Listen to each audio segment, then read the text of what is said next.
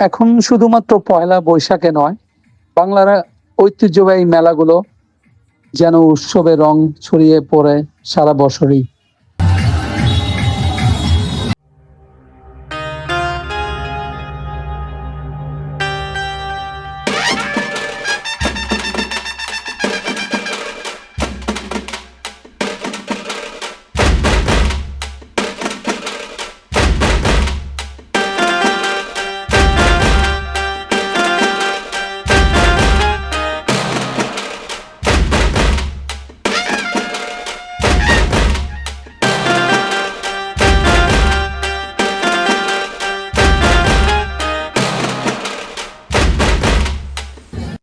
স্থানীয় খাবারের স্টল সবই মেলা ধরে বাঙালির শিকড়ের সৌন্দর্য।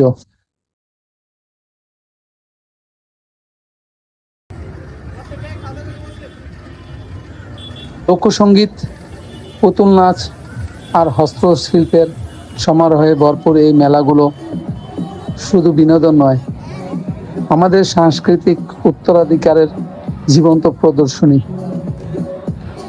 বর্তমানে ঢাকায় শিশু পার্ক বন্ধ থাকায় বিভিন্ন জায়গায়